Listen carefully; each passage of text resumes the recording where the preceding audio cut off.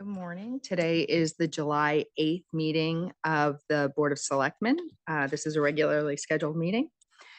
In front of you have today's agenda.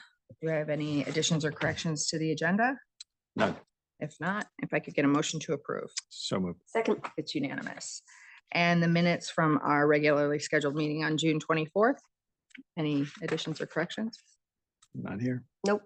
Okay. Could I get a motion to approve? So moved. Second. It's unanimous. Public comments. Members of the public are welcome to provide comments to the Board of Selectmen on agenda topics scheduled for review and/or vote. Comments submitted electronically should be sent to the following email address: bosdistribution@newcanaanct.gov. Do I have anyone wishing to address the board? Seeing none, I will move on. Cheryl, Human Resources blanket purchase orders.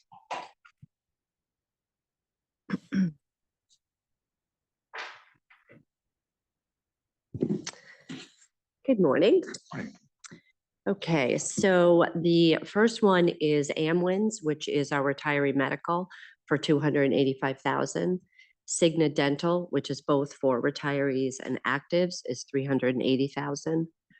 Kerma, we have put it all together as a group between us and the Board of Ed. It's $2.4 million. The Epic consulting fee for our insurance is $105,000. Life insurance, which is both for actives and retirees, is $107,000. Sun Life stop loss insurance, our side is 1.168406, and those are the POs for this year for insurance.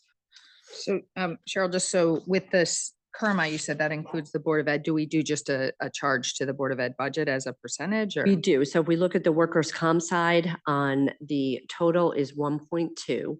The town is 763,000. The Board of Ed is 483,000, and the sewer we charge separate is 25,000. So we bill that out separately, and then they pay us back on those. The same with LAP is 872,000. The town side is 588,000. Board of Ed is 218,000. Sewer is 62,000, and railroad is 3,000. So I'm sorry, the Kerma, you said that 2.4 is all of it. It's all of it, and Okay. it breaks it out into workers' comp. Oh, so LAP. stop loss, you actually are billing them. This one too includes Board of Ed, the Sun Life. The Sun Life does not include Board of Ed. The only Board of Ed is with Kerma. So Okay. Sun Life has Okay. a contract with us and a contract with the Board of Ed. Oh, I misunderstood. Okay. Okay. And so then just that'll just be a journal entry with Anne. Okay. So sure, just so I mean, so all of these numbers were the numbers that we approved in the budget for, Correct. and is it, just, so, because we always do estimates, these are still estimates, or are they actually?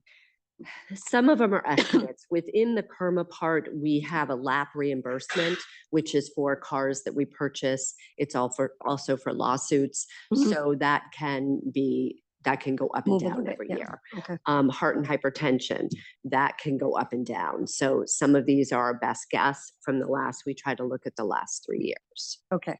Okay. And can you tell me on the retiree medical, how many people are covered on a region? And is that just us, or is that the schools as well? No, it's just us. And on the retiree medical, we have 48, and that includes spouses on some of those. And I can break that out for you. 48 total people. total people. Okay. Wow. And Cheryl, those are 48, those are on for life or? Some are on for life and some will go off at 65, depending on the union contract. So that number can never go up. It'll only be going down. The 48 probably, right? Is that? No, I mean, it changes depending on how many retirees we have. Like last year, we went up 6 people last year. And then if people pass away, they will go off, but that number could continue to go up. So which union contracts don't require a retiree to go on to Medicare after age 65? All contracts require them to go on to Medicare, but some of our contracts have Medicare supplements. So Okay. they would have the supplement and Medicare. So a police officer will go off once they're 65. They have a supplement, but they also have a town Medicare Okay, component. so some unions get the supplement in their contract. and that's- Correct. This 285 includes the supplement even after 65. Correct. Okay. Right now, from the town's perspective, in terms of departments that have classic retiree benefits, the old school ones, is it just fire? Is it just police, fire? Versus a 403, what's a 403B? 401 and For- 40. Yeah, versus a 450. 401K version for public employees. So how many of our town employees now fall under more traditional retirement plan? So I would say those would be six- like the people who switched over, those would be rolling off. But so is this retirement program going to be basically for, is it police, fire? going Public forward? Works, Public town Works. employees. So Well, Public Works doesn't, the new employee, there's some old, but I think you're asking what unions continue in a pension Yes. plan, and it's only police and fire. Currently, DPW has, People know, who were already who are, in. yes, Yeah. yes, more than right. So the only 2,000 ones staff. that they're not closed to are police and fire. fire, and then certain Board of Ed unions. Right. That's why I asked that question. Yes. That number I thought would always be going down. Okay, we're talking about, so two different things. So there's retiree medical and there's the retiree pension. Got it. So there are individuals who are on the 401 who are still eligible for retiree medical. And that will go in, that's a go forward. That's not people grandfathered because we switched over. Correct, correct. And again, as the union contracts open, those are discussions that we have with each union. Right. Okay. Cool. Because I mean, really quickly, so for the 48 people that are covered on this, that's just about $6,000 a person that Hmm. the town is on for people who were longtime employees and. And then one last one for you, Cheryl. On Sun Life, the percentage on the 2.4 million for Kerma, would the percentage for the Board of Ed be about the same? Can we assume that? In other words, the 1.2. No, to so for 6.5, Kerma, it 1.1. runs, the percentages are higher on the town side. So the workers' comp is around 62% and the Board of Ed is about 38%. And on the LAP, the town is 75% and the Board of Ed is around 25%. We look at those percentages every 3 to 5 years, depending on the last 5 years of claims. And that's reflective of the different population, people working. Yeah. Town buildings, we have many vehicles, so the LAP is much higher on the town side. Thank you. Well, and as former Board of Ed person, we didn't want to go on the town with the workers' comp because, usually. got a younger group, yeah. Teachers don't have to, arrest people and go into burning buildings and, And lift heavy things. right, Yeah. exactly. So, I mean, it makes sense that the It town would side be. would be Right. a little heavier. So, okay. Thank you. All right. That's good. Okay, so if there are no further questions, if I could get a motion to approve a request from the Human Resources Department to approve the following purchase orders for goods and services. Amwins, $285,000, Cigna Dental, $380,000, Kerma, $2.4 million, Epic, $105,000, Life Insurance Company of North America, $107,000, and Sun Life Insurance Company, $1,168,406. Second. It's unanimous.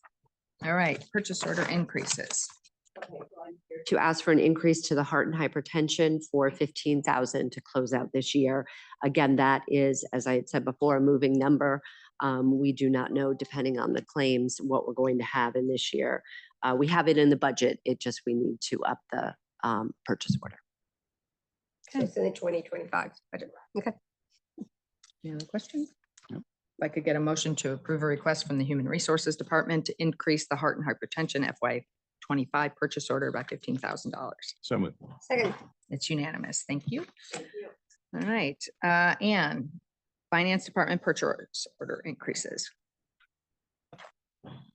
Love closing out the year. Good morning. It's except you morning. start a new year. So there you go. By that, this one is actually for a fiscal year 25 PO Yeah, that I'm I- looking for the increase. This is as you know, we hired Ryan in as our budget manager. That happened in June, so we had a buyout on it. So I have savings in the salary line due to Josh's salary. And we did some contingency that we already got through on the Board of Finance and approved.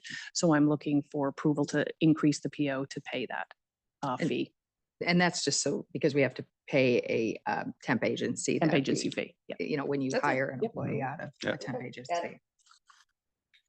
Any questions? Nope. If I could get a motion to approve a request from the finance department to increase the purchase order for creative financial staffing, CFS, by $27,000 to cover costs associated with the hiring of the town's new budget manager. So moved. Second. It's Great. unanimous. Thank you. Thanks. John. And Joe.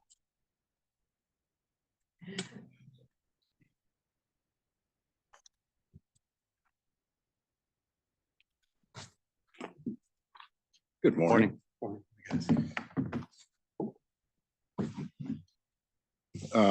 First, for us today, we're here to request the approval of an open purchase order to Colonial Municipal Group for the purchase of 3 new vehicles. These were approved in our capital budget for last year for $151,009.77 for, like I said, 3 vehicles, 2 Chevy Traverse and 1 Chevy Tahoe.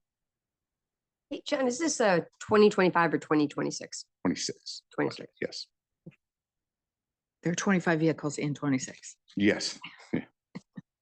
You know, I was looking at these prices. If you don't have to build them out, which we do, but I mean, the price we get on these units, it's just a unit price. That's pretty. The that's state, pretty attractive price. this municipal group, they follow state contract pricing, so. Yeah, no, but I pretty think it's competitive, pretty yeah. good price. Yeah. I mean, I know you have to specialize them and that adds, but still, I think it's pretty good price. Any questions? Is it, Steve? You're the car guy. It's state bid. It's a very straightforward, number. So that is a very good price. When you look at what a retail Tahoe costs today, it's, Exactly. it could be 80,000 or 85,000. So these are So people know great value. we're careful Yeah. with their money. Yes, indeed. Okay. I'm glad I don't have to recuse myself on this. But you do give us your consulting view, so that's helpful. Okay. Any other questions? Nope. All right, if I could get a motion to approve a request from the New Canaan Police Department for a purchase order with Colonial Municipal Group in the amount of $151,009.77 for the purchase of 3 new department vehicles. So Second, It's unanimous. Thank you. And specialty warning systems. And next, to your point, we have to outfit these vehicles. So we were looking to open a blanket purchase order with specialty warning systems for 60,000. This should well cover the 3 vehicles and any other vehicle equipment that we need throughout the remainder of the year. so is this, so 60,000, there's, we're doing the fitting out vehicles. So this, is it about 20,000 vehicle to fit them on or a little No, less? And this gives you other, Yes, we're gonna have a couple other vehicles. We have to put some equipment in. So this is just kind of a blanket, so we don't have to keep coming back when we need to add something to a vehicle. This is just gonna, So how many covers- vehicles do you think this will cover? this will cover the 3 new vehicles plus additional equipment, like one of the investigative vehicles. We need a trunk or Right. a box to put into it. So this will meet our equipment needs for vehicles for the year. Okay, so And so we won't have to come back. you know, It'll better not it'll like likely you know, if you now. come back, Yeah, it'll likely be more than what we need for Okay. all of the and vehicles. this is 26 budget, correct?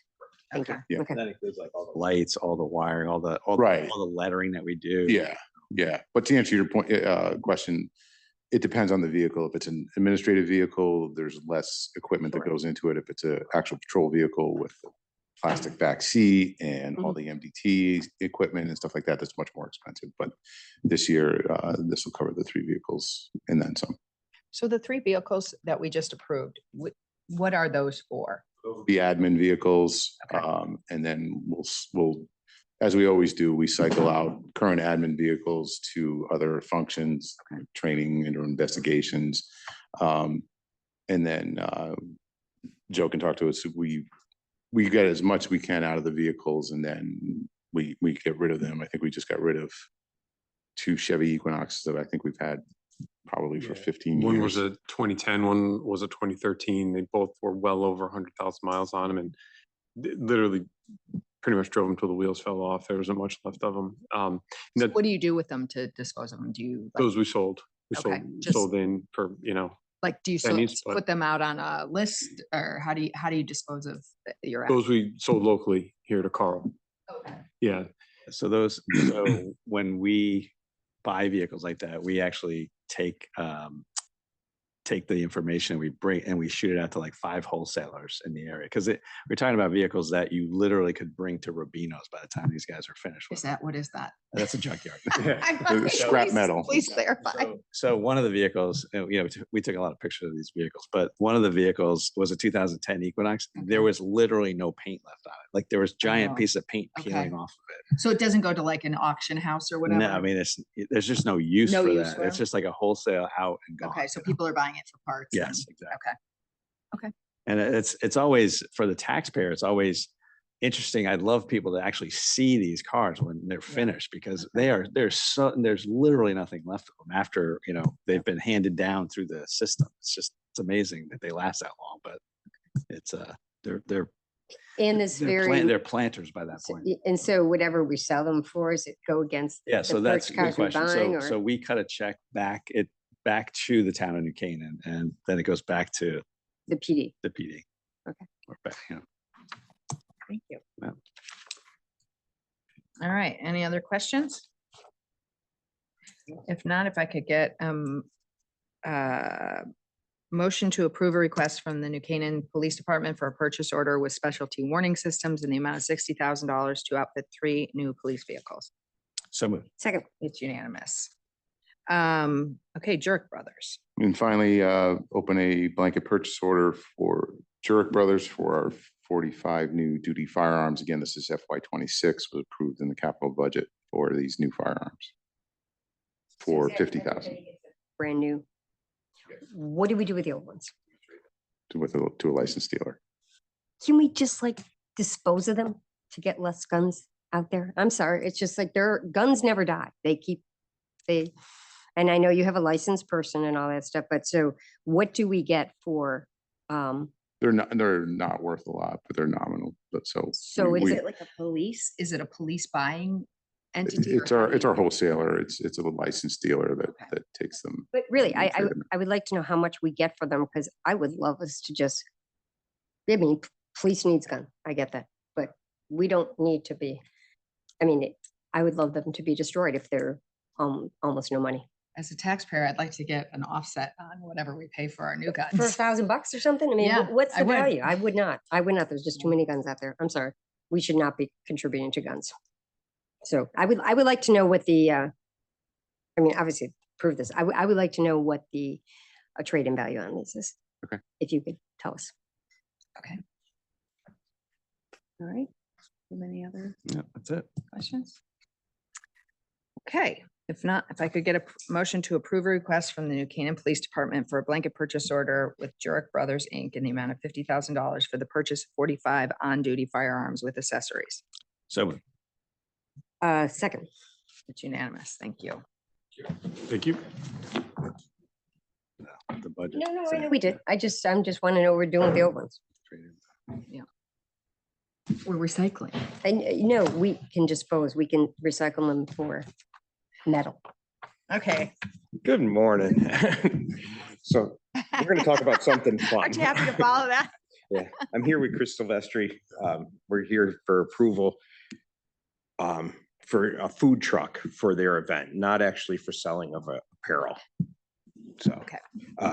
Grip and Rip It's been going on for I don't know how many years, but it's Selling apparel on here. selling Okay, apparel. I see it in the So I'll let Chris speak. missed to- opportunity, it sounds like. Yeah, it's really just an event for high schools from the tri-state area to come and participate in our 7-on-7 tournament. We started in 2008. It's kind of been something that these towns look forward to just for 2 days in July. And this year, food truck that's the Ready Rooster, I think. They were at the 4th of July this past week. Had asked if they could come, and that's why we're here. So Amy will do the health insurance or Tucker and Amy. Since they've already been inspected through that way, that they're on the list, so that helps. Okay, great. Any questions? And this is just a wash. They come in and people buy the food. There's no. We don't get a profit sharing. There's a missed opportunity. These guys like to eat.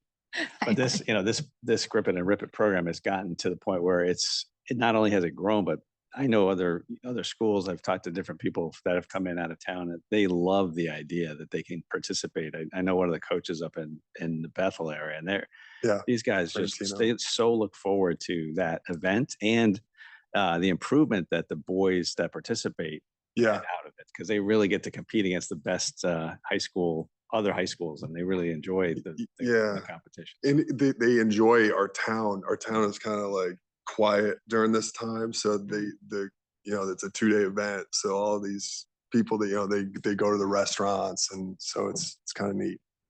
It's also good for me when I see my peers at other places, they go, boy, that's some facility you have down there. So works out well. All right. Any other questions? No. All right. If not, if I could get a motion to approve permission for Red Zone Football to allow vendors selling food at the high school passing tournament on July 11th and 12th with a rain date July 13th at Dunning Stadium and the Water Tower Fields. So Second. It's unanimous. Thank you. Thanks for doing that, Chris. All right. Public Works Engineering.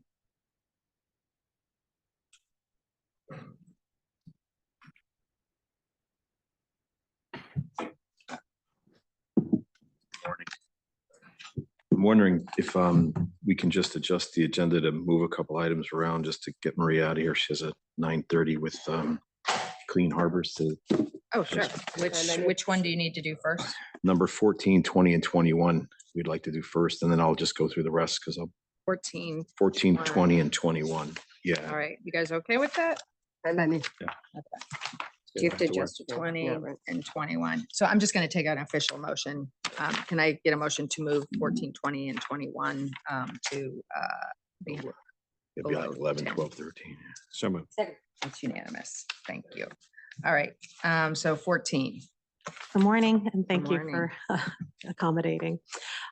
As part of the town's inflow and infiltration evaluation study, the town's consultant AECOM has prepared an outline for phase 2 of the sanitary sewer evaluation survey. The program to further identify and locate areas of recorded stormwater inflow in the sanitary sewer system. The fiscal year 26 SES program, phase 2 work, will involve the continued sanitary sewer manhole inspections of additional manholes. In this round, we're going to be inspecting 128 manholes, documenting manhole locations and size, surface and internal photographs, and connectivity between manholes, getting rim to invert depths, and any evidence of inflow and infiltration. As sewer manhole inspections should be performed during high groundwater conditions, the work's anticipated to commence in the fall. In addition, continued CCTV work of our mains in the district will resume with an estimated 40,100 linear feet of televised mains.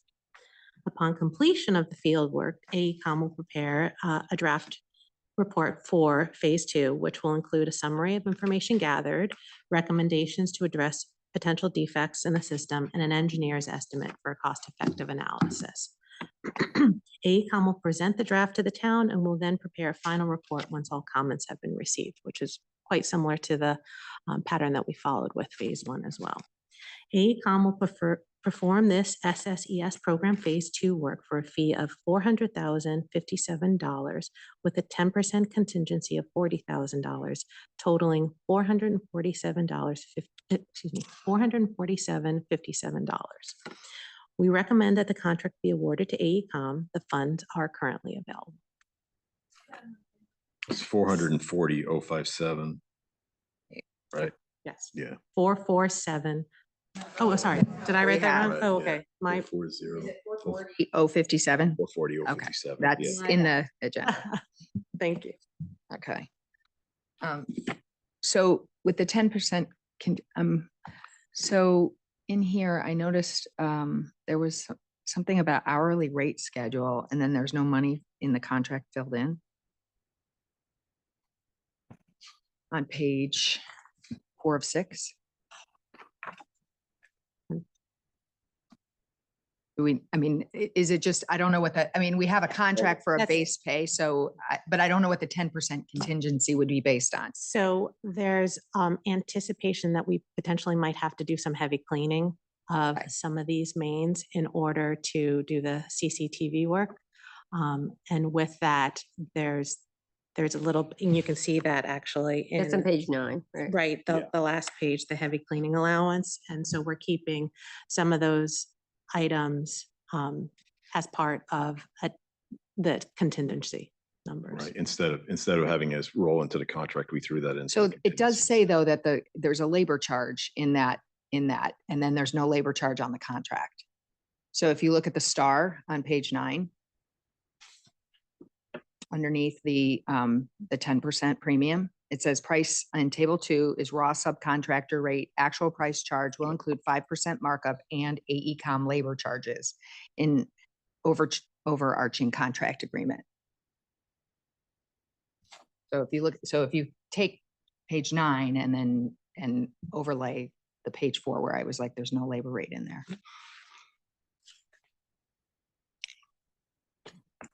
So So they, 2.1 doesn't have they, labor. they rates. click the box under compensation though. So that's why I'm not sure. I think it's based on section 1. So that's why Section. if Fine. applicable, so it's not applicable. So time and materials with not to exceed NTE, excuse me, amount of 414. The hourly labor rates. Where are if you? app- Can you show us where Oh, you are? I'm sorry, same page, just under one Attachment compensation. 2. Okay. Okay, yep, all right. So it says if applicable, or in section 2.1. right. So, but this is a not to exceed number of the four. But the 10% contingency gives you a labor rate calculation. So the contingency does have a labor rate in it.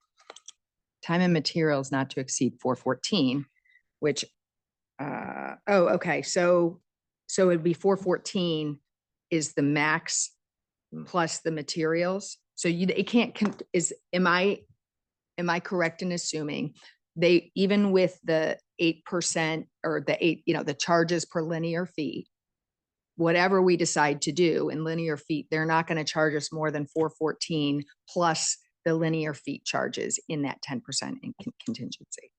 Am I reading that? Am I understanding that correctly? I'm not sure if I understand. the So question. we have a set cost for them for all the work, right?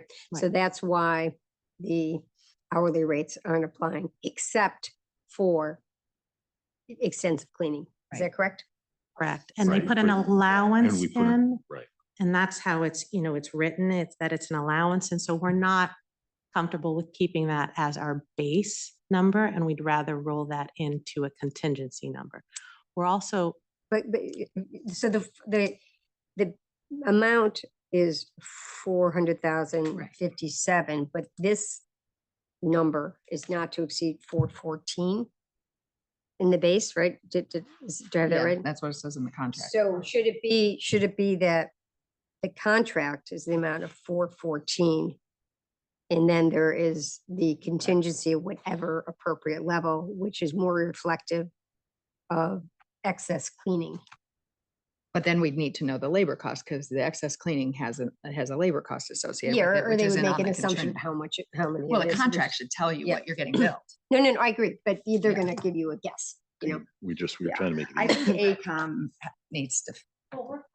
being 414, we Yeah, were we were- actually trying to make it I'd like to keep it easier. lower. I don't really want to move it up, but what I'm worried about in the way this contract is written is that you have a contingency, and you don't know what they're going to bill you on an hourly rate for the excess cost. So you've agreed to contract with them and you've said, here, go do this. And we know they're going to charge us for the excess cleaning by, but they don't tell you what they're going to put in for their labor cost. For AECom's For labor costs? AECom's labor cost. Right, well, that was in the original contract. We'd have to go back and see, but on the original contract. Why wouldn't they put that in this contract? Because, Well, they reference it. right, they reference it. So because there's a task order adding on to the original The contract. original contract from last year. That's correct. So That we don't know what that is. it's written into that contract. We'd have to go back and look at that So contract. when we get a bill, so how does Ann know or how do you guys know that we're billed appropriately for their services? Well, they're billing us on what the work is associated. No, I understand that, but you don't know what the labor rate is. So you know what we have a contract for I don't know why it says 400 instead of 414 because the contract says 414. Right. We reduced that 14. We wanted to take that 14. We were trying to actually simplify it. We were trying to take the heavy cleaning out and just say, well, if we do need it, we'll just put in a contingency. But we didn't feel that we actually needed the heavy cleaning because we do quarterly cleaning. Through a third of our system is done quarterly. And then we have an annual cleaning. So we didn't feel that it was necessary. They put it in there as a safeguard. So we said, well, listen, why don't we just reduce your contract down to 400,057, take the 14 out, and then we'll just add a contingency in just in case we need it. But we were confident that we didn't need it. And I wanted to take the 14,000 out of their contract and just say, you're at 400 grand. We had originally. It to 400,057. The line item right above. Right above the the quarterly clean, right above the allowance. heavy cleaning So allowance. it's in bold. Okay. Because that was also what their estimate of services at that time was 400,000, and they pretty much hit it right on. Okay. Was what she had originally given us on their when we had phased out the project. They had told us it was going to be 400,000, so we wanted to stay closer to the 400,000. It was 400,057. I said, okay, that's as close as you're pretty much going to get. And the cleaning itself, we felt that we probably wouldn't need it. But then he said, well, what happens if we do? We can't be limited at the 400 because the 400 is actually their contracted services. And then the 14 would be anything in addition. So you're telling me that whatever hourly rate is in the original contract is covered under this? Yeah. Because this is a task order. Because it's Of that when you say yes. No, I'm sorry, I had to think about it. But yeah, this is a task order associated with the original contract. So yes, the rates that are in that contract are the rates that they'd be charging us above and beyond up to the 400,000. When they send us a bill, who's checking that the hourly rate is what we agreed to in the original contract? We are both checking it before payment is made. Before signing. Well, I can't sign. But Right, she can't, yeah. So before I sign the bill. So guys, we had phase one, right? And we did a certain amount of work. And now phase two, did you know going into phase one, here's the exact amount of work we're going to get done by the end of the job? Or do they just do as much as they can under the contract and then they stop? Is that So we worked with them for the scope of work under phase one. But phase one also involved a lot more of the initial overall the zones evaluation, like the smoke testing, et cetera. Now what we're doing is we're able to target each of the 10 areas, and we're working in 4 areas as part of phase two? Exactly. So phase 2 was precipitated by what we found out in phase 1. Exactly. So I was going to ask, so we did phase 1, and then phase 1 said of us saying, these are the issues. Areas for us to look at. It actually sets up for the next several years Right. going forward. Is there phase 3? It's like more than 3. Yeah, because you've got, There's like, Keep going. because you said you had 10 Well, for areas evaluation, and then there's also going to be ongoing. This is evaluation, and then there's also going to be, will come before you for the mitigation numbers. What's the danger of stormwater entering the system? What's the pure volume that's going to the treatment plant. So it's more stress on the treatment plant. And whether it would overflow. So do you think based on what we know, we think there are areas of. Oh, absolutely. So then it's the repair of those areas that we're going to be looking at down the road. So we identify where they are under this contract, and then under the mitigation is where we go in and repair. Got it. We do the lining, we do manhole cover replacements, we do manhole repair, all of that. It's the same kind of sleeve that we talked about the last time. We talked about inserting a sleeve into the. Yeah, that's the relining. That's correct. And situ form last time did that. It's a UV. Okay. Can you remind me the payment source for this? This is not, is it with water and sewer, or is it with the town? It's out of the sewer fund. Okay. It's a bonded item Right. out of the sewer fund. Okay. So it's basically self-supporting, or, paid for over time by the sewer. fund. That's correct. Good to know. Okay. Any other questions? I'm just a little confused. Where is the 400,057? I didn't see it. That sheet, the So page 9, page 9, at the bottom, it says SSES Phase 2 total, $400,057. and then they put in a heavy cleaning allowance of 14,000. Got it. To get to their Got it, 414,057. It's the very last, go all So the way. not down. 9 on Yeah, my Go thing, all the okay. way up there. Okay. Okay, there we go. Yep. Okay. So you basically think you're not going to need the heavy cleaning. So you want to, you go to 400,057.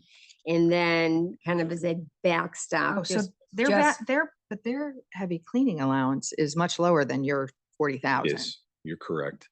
Yeah. So that's why what do I we would need say. 40 versus 14? So you got a 10%. We just did 10% across the board, but Yeah. we're comfortable with going Mm. down. If that's, that's Yeah, I fine. think we're comfortable going down. We can I'm go to- comfortable going down based on the fact that our estimate says it's 14,000 contingency. You go to 5%, that's 20,000 What is, let's say 5% of, of the 400. yeah, it's 20. Okay. Yeah, do that. Yeah, let's do Yeah, that. and hopefully you were right, that it's very clean. Yeah, so then it's 420. When will this work commence? So once we get going with this and we have Deanna sign it, they're ready to start the next phase of the evaluation. But like there are certain items, like for example, the manhole inspections that are going to be waiting until fall because they need to be in high groundwater. But they'll be able to start getting in queue for the televising, the CCTV work. That was strictly a question to say, we're not gonna be inconveniencing more people like in the next couple of weeks going around. Oh.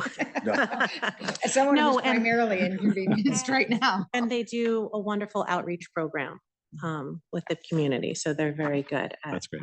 Yeah, I mean, we've all seen the trucks out there when they close, it's really, they just close around a specific manhole cover. They're there for a while and then they're gone. So they're not ripping the roads up.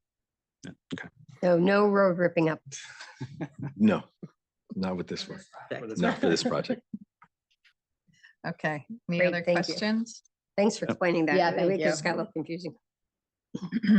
All right, if I could get a motion to approve a request from the Department of Public Works to enter into a contract with AECom in the amount of $400,057 plus a contingency of $20,000 for a total cost of $420,057. The project entails the SSES Phase 2 evaluation and report. So moved. Second. It's unanimous. Thank you. Thank you. Then On to 20 GIS system. GIS consultant, Tyne Bond, has successfully been supporting the town and our mapping services for years. They're always responsive and creative and helpful.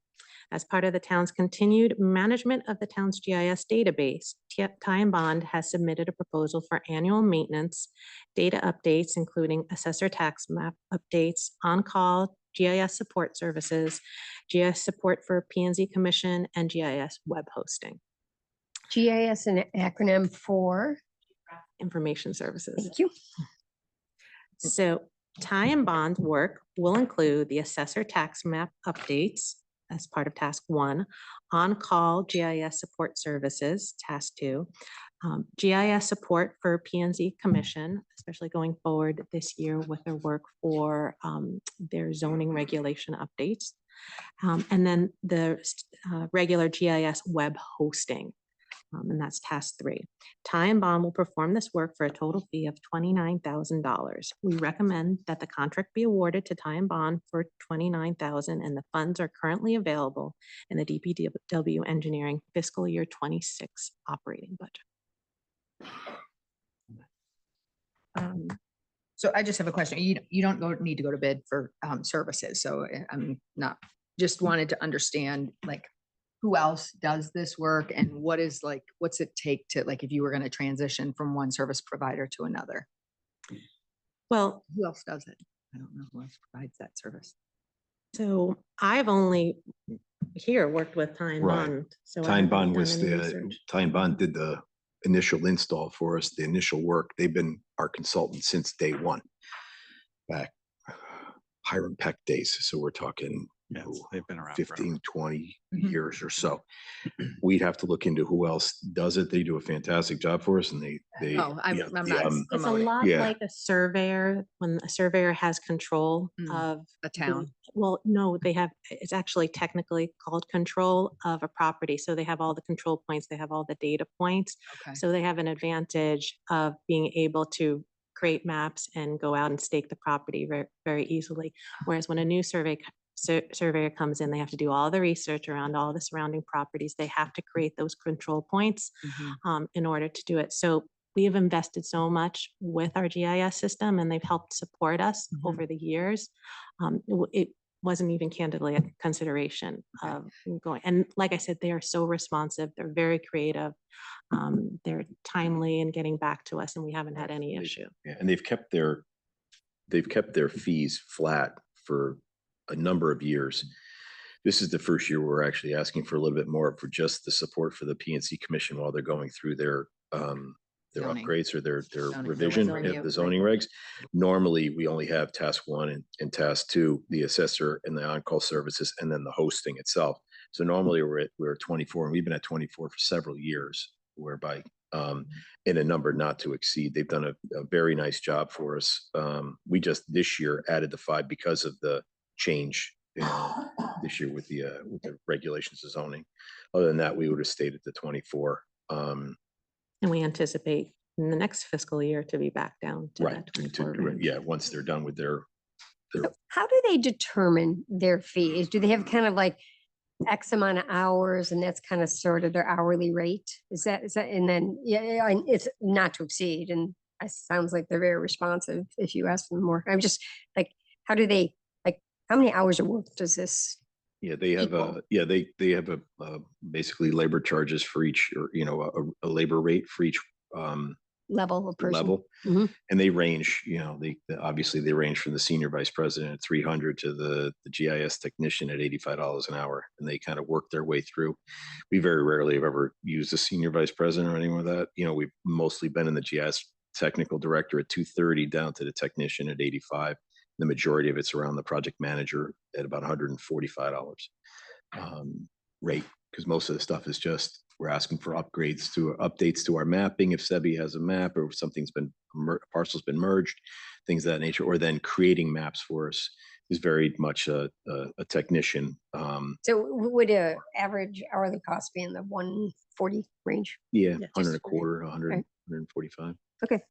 I mean, based on the important work that you're doing with this stuff and based on the skill level that these guys have provided over the years, I think this is a great value. So, Mhm. I mean, I'm I you agree. had me at hello here. So I'm It good. does save us a lot of time. The maps that they've created save us Right. a lot of time with question and answer from residents. All right. Any other questions? If not, if I could get a motion to approve a request from the Department of Public Works to enter into a contract with Ty and Bond in the amount of $29,000. The project entails annual maintenance and data updates, including assessor tax map updates, on-call GIS support services, GIS support for P&Z Commission, and GIS web hosting. So move. Second. It's unanimous. Thank you. Thank you. Thanks And for the then- information. Outfall screening and MS4 annual work. Yes. So as part of the town's requirements under Connecticut Deep General Permit, as a municipal separate storm sewer system, also known as an MS4, we are required to prepare an annual report documenting our efforts to adhere to the requirement of the general permit. The town's GIS and MS4 consultant, Ty and Bond, submitted a proposal for preparing the MS4 2025 annual report. Also included in the proposal is fieldwork monitoring. So based on our previous screening efforts, outfall screening, sampling, and monitoring is needed at 6 outfalls of the 174 outfalls Ty and Bond has identified in town. And these are part of the regular annual recordings because they're considered the ones that have the most, the readings that we get back are the ones that are most questionable. Ty and Bond's MS4 2025 annual report work will include meeting with the town to discuss MS4 plan goals, preparing the 2025 annual report, and completing a transmittal for Connecticut Deep. Ty and Bond's outfall screening sampling will include site visits and recording results for inclusion in the above-mentioned MS4 2025 annual report. Consistent with the last few fiscal years, Ty and Bond will perform this work for a lump sum of $16,100. We recommend that the contract be awarded to Ty and Bond for $16,100. The funds are currently available in the DPW engineering fiscal year 26 operating budget. So I have one question. Given what happened this year with them and the MS4, how do we make sure that they submit the MS4 on time? So we have it in our calendar that we're also going to be on top of them to. I mean, like, to me, as a client, I would say you don't make as much money if you don't, submit it on time. Like, I think there should be a penalty if they don't submit on Oh, time. like a 10% retainage. Yeah, I mean, I until just, it's- I until get it a goes nice in. nasty gram when they don't, when it doesn't get submitted on time, just so you know. Like, I get a nasty gram from the state, so. How do we pay them? Is it when it's done, or do we do installment payments, or how's it work? So this is a not to exceed Uh-huh. fee. So they bill us, they invoice us for their Oh, work. Like last year, do we pay them? Before It's it on went in? it's on install, like as they're working towards some of the items itself. So we would necessarily get for outfall monitoring, we might get, they might have to come out twice. Sure. So we get billed for that twice, but it's up to the task of $5,000. So they might bill us 50%, 75%, and then the other 25% depending. So I guess my question is, last year, did they bill us in full before they submitted it? No. No. So, I mean, I think what you're talking about is like if you have a contractor, you would have like a retainage amount of 10%, and the last 10% gets paid once it's submitted on time. And if it's not on time, you lose it. Is that what you're thinking of? Something Some something kind of penalty, instigate. because, and I know, to be fair, they let the state know. I don't know why the state decided to send a nasty gram anyway. But I also think, they know what the deadline is. Like, there's a deadline, they need to meet the deadline, and now we're doing it in July, they got a whole year, We have a meeting with them on July 14th and Okay. we plan on having that. on very strong displeasure at what happened last year. Okay. Yeah. And well, yours doesn't even meet ours because Okay. we were Okay. much more upset about it than I mean, because that. who else would do this? Who else can do this for us, this work? I know we like Ty and Bond, but like, is there another supplier? There's- There are other engineering firms Right. that, yeah. We've been with Ty and Bond for this, when this came about, Ty and Bond was already our GIS consultant. We then reached out to them for this. They were very few consultants at the time. Okay. And it tied in very well because a lot of the original work was associated with mapping. So outfall mapping. The general permit requirements. Yes, that we had to do for the permit required a lot of mapping, which tied in very, very well with our GIS system. But we can certainly go back, given the performance of last year.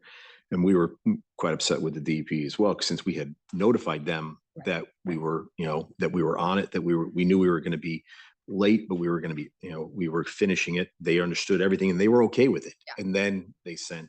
Time and paperwork involved in just dealing with that, and Right, unnecessary, Unnecessarily. because we had already gotten an email from them saying, okay, thank you very much. We'll await your submittal. And then they come forward with a nasty gram. Okay. So my question to you is, given your concerns last year, do you want, as opposed to approving this contract, do you want a change in the contract with a holdback or something if it's not submitted in time? I'm just, 'cause Yeah, you raised it. I was pretty upset. Like, I'd never Still had are. that before. Yeah, I'm sure you were too, because I was upset. I mean, it could be Um, something as simple that the last payment is contingent upon successfully submitting it on time. At that point, you can invoice us for 10% of it, or whatever. Yep. I'm just throwing out an Yeah. idea, like you do with contractors. So, We can certainly have that discussion with them and tell them that it's really not, just inform them that if we're late, Mhm. then there will be a penalty associated with whatever, 10% or whatever Yeah, we I decide at think the that's time. fair. except if you Say sign so. a contract that doesn't say that language in Right. it, you it can't, needs- right, you It cannot has to be in the do that. contract. So, Send a letter to them. If you approve the entire contract, we'll send a letter to them saying that Yep. based upon, or an email to them saying based upon this, the annual report is 5,300. You don't submit it on time, we're going to hold back it's 10%, 20%, you can do whatever you want, $530, $1,060, whatever we want to do at that point in time, call it a day. Not 10% of funding, but 10% of the, I mean, Of the of what contract. number? You decide. Yep, yep. But I think if it's I don't of know what's fair. concern- This is not my wheelhouse of what's like fair, These are but broken up. That's what Tiger's talking about. So the annual report, the, oh, I see. So the last, investigations and oh, the- so and you're the talking about the monitoring. last 5,000? but the First first, the 5,000, 5,300. that's the annual report. That's literally, that's where they did everything else. And then they were late Okay. on the annual report. So Okay. thought is that, okay, we hold back 10%, 20% on the annual report. It's $1,000. So, it's a, You decide. Yeah. but that's fine. I think that's fair. Yeah. At least that'll hold their feet to the fire. Fall mean? So that's the end of the pipe. That's the discharge point where it goes into a stream or a water body. Right. The water falls out of the pipe into the stream. I just thought I'd ask. About as easy as it gets. Yeah. Okay. All right. So we'll talk offline on the contract language. Certainly. Yeah. With the holdback. Yeah. Okay. Thanks. All right. So, any other questions? If I could get a motion to approve a request from the Department of Public Works to enter into a contract with Ty and Bond in the amount of $16,100. The service entails meeting with the town, annual report, IDDE, monitoring and follow-up, and outfall monitoring. Second. It's unanimous. Thank you. Thank you. Thank you, Okay, Maria. so now we're going back to item 11. Thank you for that. What she's going out to actually do some of the MS4 work right now. So Okay. Let's not Oh, keep on her a here. beautiful Yeah. day for it. Beautiful day. So this first item is just basically approval of our blanket purchase orders for Public Works and Engineering with 5 separate contractors: Hussey Brothers, Peter Lonnie Incorporated, Gannon Fence, RKW Surveying, and Keith Simpson Associates. Basically based upon last year's expenditures, all except for Peter Lonnie, where we did not have a blanket purchase order for Peter last year. Hussey Brothers, we had a blanket purchase order of $65,000. We're asking for $50,000. Gannon Fence, we had 30,000. We're asking for 20. RKW, we had 25, asking for the same 25. And then Keith Simpson, we had 50, and we're asking for 50 again. They, in essence, they're for miscellaneous work on sidewalk repairs, trail work, drainage, various site work, driveway installation, some miscellaneous repairs of building removal, tree planting, what have you. The RKW and Keith Simpson are both professional services, and they're really supporting us on projects there as we're rolling forward, whether we need additional survey work, things of that nature, or some landscaping, architectural work on some of our projects. I'm happy to answer any questions on any of them. Tiger, for Keith Simpson, would the work we're hoping to do at Kiwanis roll into this, or that be in a different bucket? That was what I was envisioning would be Okay. on this. The master part of plan. this. Yeah, the master plan would be part of this approval, with this blanket. Any other questions? All right, if I could get a motion to approve a request from the Department of Public Works Engineering to enter into contracts with the following for various work: surveying, landscape, architectural work, sidewalk repairs, trail work, drainage, various site work, driveway installations, miscellaneous repairs, building removals, and tree planting. Hussey Brothers Excavating, $50,000. Peter Lonnie Inc., $50,000. Gannon Fence, $20,000. RKW Surveying, $25,000. And Keith E. Simpson Associates, $50,000. So moved. Second. It's unanimous. Okay. So this Um, next one is in essence, a change in vendor. We came here originally for the highway department for a blanket purchase order for Madison Supply, which was supplying all of our pipe for our drainage projects. And then Madison got bought out by Decker. And Decker, in essence, is a rental company where they rent equipment, things of that nature. And they don't have, they drastically reduce the amount of supplies that they have for the things that we need. If we want to rent something from them, fantastic, but we don't need to rent anything. We need to buy supplies. So we would like to shift that purchase order, cancel the purchase order with Madison and Decker and utilize Superior instead. Superior has kind of filled the void. They bought Haynes Material. So they bought a company and now they're kind of filling that void, and their pricing is actually somewhat better than Madison's at present. So we'd like to then just, again, cancel the vendor for Madison and have that approval move over to Superior Supply. And the monies are available from in our 26 budget. Okay. Because the budget has just started, there's no, we didn't We didn't do anything. No, it just, in essence, Madison and Decker bought out Madison at the end of last year. So we actually had to come for a change in vendor at one point to make the change from, just because of the change in name from Madison to Decker. And then, and now we're finding out that they're shifting their focus. All right. Sounds good. Okay. So if I could get a motion to approve a request from the Department of Public Works Highway Department to enter into a contract with Superior Supply, and I'm going to add and cancel a contract with That's fine. Madison in the amount of $40,000 to, so it's a change in vendor for drainage supplies for various projects for the Highway Department. so moved. Second. It's unanimous. Thank you. So these next four are for purchase orders for the transfer station. In essence, they're just continuations of previous bid contracts. So for our MSW, our garbage, our recycling, and our bulky waste and construction debris and yard waste. So the first is with Murphy Road Holdings, which is does business as All American Waste. It's $735,000. This is our last year of a 2-year contract with them.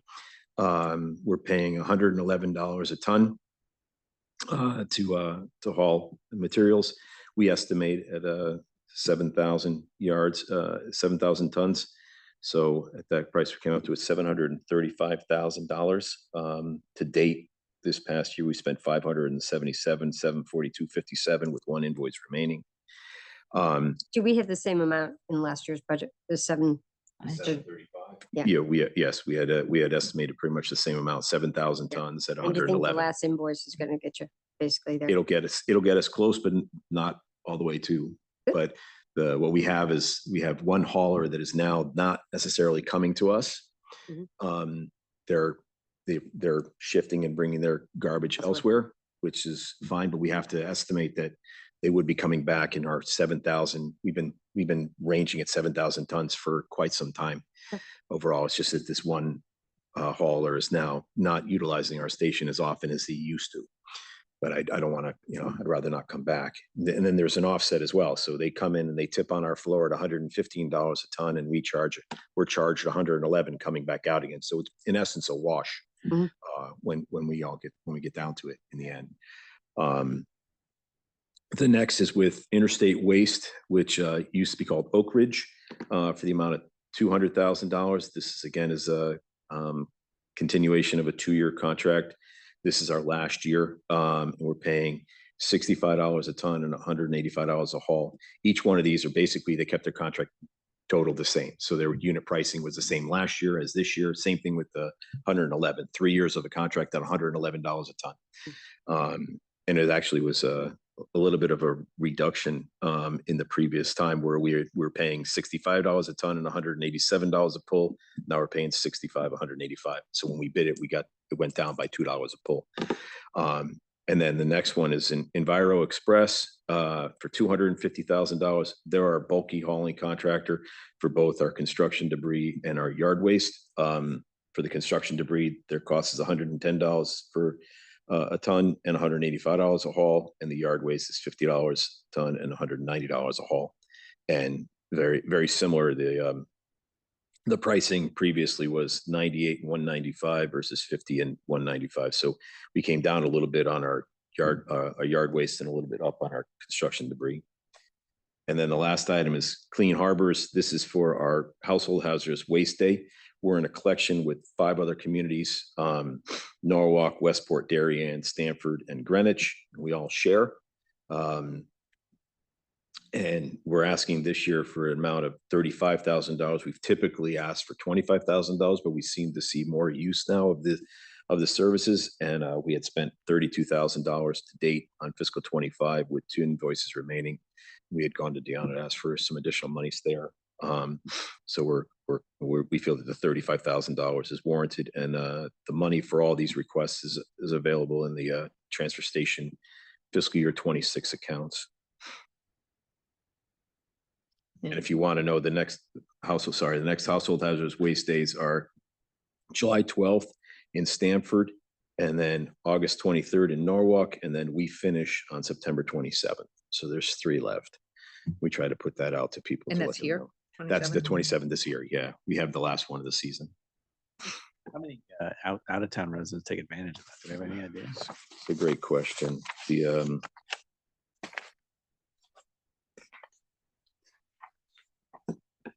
So typically we get about what's it showing? We're showing about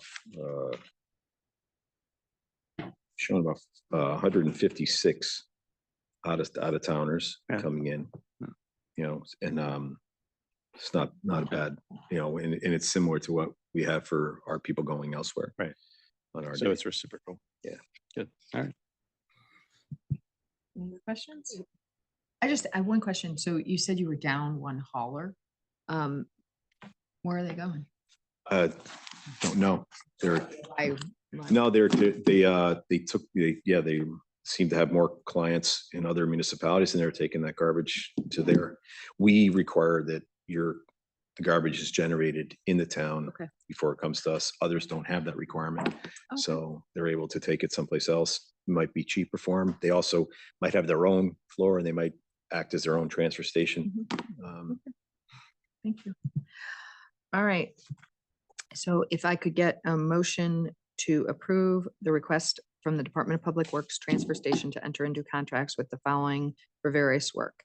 Murphy Road Holdings doing business as All American Waste for $735,000, Interstate Waste for $200,000, Enviro and Express for $250,000, and Clean Harbors for $35,000. So moved. Second. It's unanimous. Thank you. And then skipping down to sewer cleaning and Right. maintenance. So this one we had deferred previously during the request from the blanket purchase orders for the wastewater plant. Okay. And we went back, we were asking for a contract of $40,000 for S&S. We went to basically the 2 companies in the area, S&S and OneVac, for pricing per day, because they come in and they do our quarterly cleaning, they do our annual cleaning, and then they do our emergency work. Typically, we try to contract with both. The highway department usually contracts with OneVac because they have other services, TVing and things of that nature that we could utilize for drainage. And the sewer plants contracts with S&S. When we asked for the price per day, S&S came in at their price per day is $2,360 a day. OneVac is $2,400 a day. So it's only $40 difference between the 2. We estimate that the amount of quarterly cleaning and elsewhere for us to do everything we need is approximately 20 days worth of work.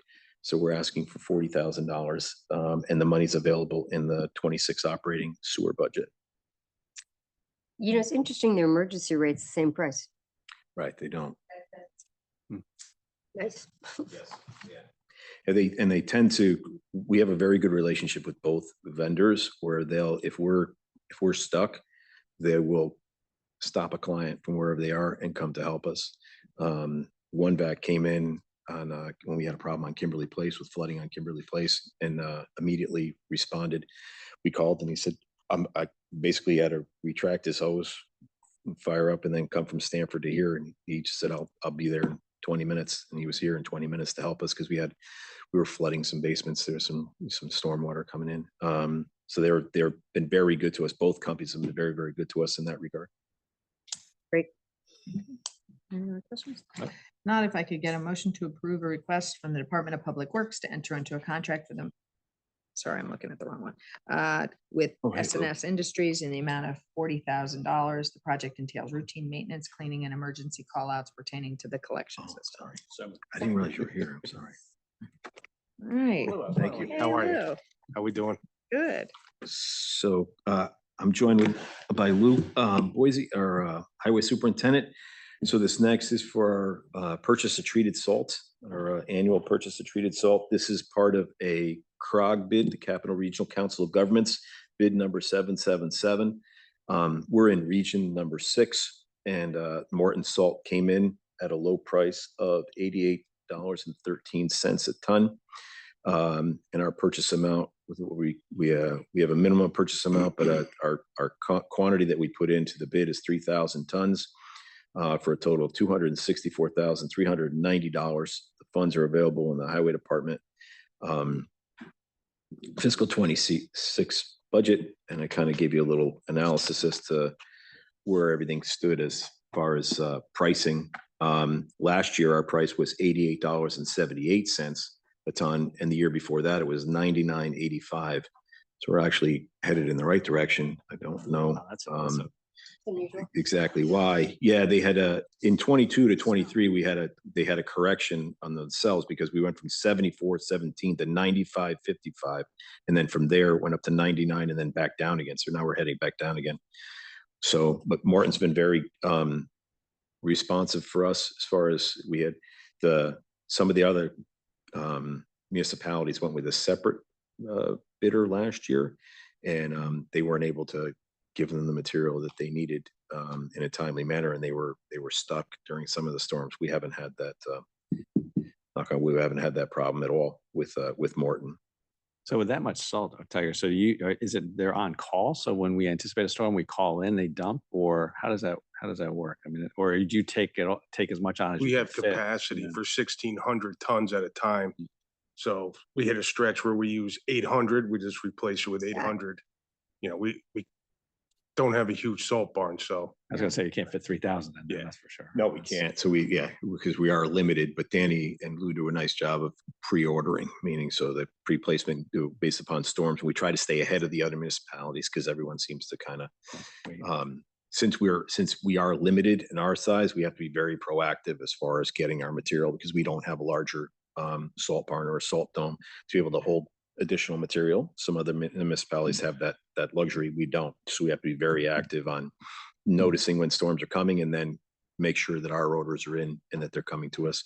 They seem to understand that as well, and the fact that we're limited. Like, how quickly do they, if you say we're down, how quickly do they come and replenish it? I mean, is it like a day, 2 days? If we called and we were in a major pinch, Pinch? yes, they would do us a favor. We also stayed with them last year. They were a couple cents higher than Chemical Laboratories, I believe it was, which was a huge disaster for some towns. So, yeah, if they know, they might not fill the whole order, but they'll give you enough to get through. So, which is, nice to know. Like for, I know there's no typical storm, but like when you put salt out, like how much do you typically use? It's roughly 150 tons, 160 tons per salt run. That's to cover everything in town.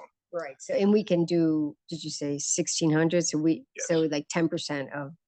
And typically like this time seeing, we have the compost where we have it. So we're not chock full. So we're not stuffed with 1,600. We're a little light. So, Yeah. We have room for compost and all that. So, we could go a while. Right. I think last year we might have used 300 ton in one storm, which, It's unusual. Right. We have all of our, we calibrate all of our sanders. Right. So everything's calibrated to the unit itself, to the truck itself, and then to the speed that the truck is traveling, so that we make sure that we put out the correct amount based upon what we're needing, so we don't oversalt or undersalt each time. The calibration is very, very key. We had an individual come down and meet with Highway and Parks from New Hampshire, and he took Mo's aside and said, "You guys are way ahead of everyone else in your area, way ahead of everybody in Connecticut as far as where we are with our calibration and our processes, as far as the amount of salt that we're utilizing and the process that we have in order to make sure that the roads are clear." So he was very impressed with the operation. We are overachievers in this town. Yeah. Have to be. I love the fact that we're talking about salt in the middle of July too. It's good. Yeah. So do we have We're way ahead of leftovers? Oh, sorry. Yeah, go ahead. Do we have leftover from last year? I noticed, like, I look at our proposed and then Nope. the actual. So do we have like, We probably have, I would say, 1,000 tons of salt. No, yes, Yeah, we like to, yeah. look at, so, I mean, that's roughly. no, that's fine. I'm just looking at I'm looking at your chart and, It's only 1 year we've used. Just one, yeah, one so year. if we have back. 1,000 already and it, like, last year was one of the higher years except for in Yeah, recently, yeah. 15 was a big year, but we maxed out at 3,000. So is there a reason why we're waiting to order 3,000? That's just, Which we don't order. That's what that was our minimum. we is only 1,500. get charged when we have them dump it. Okay. That's correct. We only Okay. get, as it comes in at 100 ton Okay. allotments, we get billed for that. All We right. don't prepay. We don't do it. It's basically on usage because to your point back in, was that 2013 or, So we how had much did we get virtually nothing. back how much did we not use last year in our allocation for salt? We used 2,384.25. No, I know the numbers in the, oh yeah, because last year was a high year. Last year was a high year. For the 3,000, you granted us the 3,000. That's our upper limit, Okay. but we only bought and, Gotten money coming back to the general fund from that PO. that's correct. Yeah. Spend it. Yeah. Right. Well, it just, Yeah. Hangs in there. it gets drawn on it. Yeah, and the Okay, so 3,000's also somebody like else the finds town of New Canaan's taking 3,000, Yep. so they set aside. So they in allocate theory, it. So we're yes. guaranteed that amount. Okay, that's great. We don't want to, right. We don't want to short ourselves. And then they Definitely say, not. Definitely not. Okay. Any other questions? Yeah, great. All right. If I could get a motion to approve a request from the Department of Public Works to enter into a contract with Morton Salt in the amount of $264,390 for 3,000 tons of treated salt for the Highway Department. Second, It's unanimous. Thank you. thank you. thank you. Okay, flagging services. So this next item is for flagging service. Sorry. With Allstate Flagging LLC, in the amount of $25,000 for the flagging services on the Putnam Road sidewalk project. We have a contract with Precise, but Precise is working on our paving projects at present. And there's just not enough flaggers to go around from Precise to utilize. And the contractor themselves, Restore Stumpers LLC, has been utilizing Allstate for a number of years. They're very comfortable with them. They're very comfortable with their process. We said that, okay, it's an allowance that we have in the contract for underneath the sidewalk contract for $25,000. It's a pass-through cost. There's no administrative fees from the contractor to us. And that's why we want to contract. We like to contract directly with Allstate, and we pay Allstate as they come out to do the flagging services for that project itself. And the pricing is similar since it's a prevailing wage job. The prices are set, so it doesn't matter. The pricing is set for the flagger himself. Do you typically have 1 or 2 people, or it depends on the project? Bless you. It varies. Mhm. So on the milling and paving, we have 3, usually one and then one in the middle, one on either end, one in the middle. Right, right. Sidewalk ones, depending upon how far they're stretched out. So on Putnam, they were stretched. On Surrey, we had 2 because we had one at South Avenue and one at Putnam. And then when they went down into the cul-de-sac, we didn't use them at all. Now that they're on the stretch coming through, as they kind of space themselves out, we usually get to 1 to 2. It varies by day, varies by the project. And that's just keeping people off the sidewalks while you're working. No, that's actually because we have a lane closed. So this is alternating one-way traffic. On Putnam, it's alternating one-way traffic. That makes sense. It's got nothing really to do With the use of with the the sidewalk. use of the sidewalk. Has everything to do with the motorists, the motoring Cheers, public. Okay. Yeah, since we have one lane closed, we've got to be able to get them through the work zone safely. Yeah, and some of those are like a curve where you can't see, so we've got to be able to. Why? Yeah, we just poured that last week. So that area, very difficult to see around that curve. So yeah, so we had flaggers out there for that. And the PD does the flagging for Eversource and how do we, again, let's go through this again. Sure. The distinction of when we use these flaggers versus when we have to use the police for flagging. We try to use the police when we're paving, and sometimes for the town projects. So it takes priority on a paving project or a milling project. Anything else other than that, we go down to a flagger. So they have the right of first refusal on the paving. Is We- that how that works? They have some, Yes, they get yes. a, by We- contract. they Right, get- we have the right to contract with them, and they have the right of first refusal. Yeah, that, So, the right is, yeah, because this is right. less than what we Yeah, have to pay. but for the we have an agreement with them that on paving and milling and paving where it's we're putting down a lot of money in one shot. We like to have the police there. The project is usually very spread out. I'd like to have the radio, the police with the radio and the badge. It helps out. When we get onto side streets, we're not necessarily needing an officer at that point. And predominantly they're busy with Eversource, Aquarium, all that work. They contract directly with the police department at that point in time. We have no monies involved in that whatsoever. So the work that's going on Garish Lane right now that was on Dunning, that's contracted between the Aquarium contractor Rondano and the police department directly, has no town funds in it. Any other questions? Nope. All right. I could get a motion to approve a request from the Department of Public Works to enter into a contract with Allstate Flagging LLC. The amount of $25,000. The project includes flagging service for the sidewalks 2025 Putnam Road project. So moved. It's unanimous. Project is the installation of an accessible route between the town hall and Vine Cottage. This is when the Department of Justice came in and took a look at all of our different areas in town. They looked at the town hall campus and felt that we needed connectivity between the town hall and the Vine Cottage now that we have the health department there. And we have, in essence, just a staircase between the two. While we do have an accessible route that runs its way around, we don't have this connectivity inside our own campus. And now the parcels have been combined because of an easement that we needed during the town hall project. It was determined that we needed this additional ramping to create an accessible route. So if someone comes into the town hall and needs services from the health department, they can go up the ramp instead of having to walk all the way around. So we went out to bid. We solicited publicly. We solicited with 13 separate contractors. We had 3 come to our walkthrough and only one bid. Peter Lonnie came in as a low bid at $235,083.11.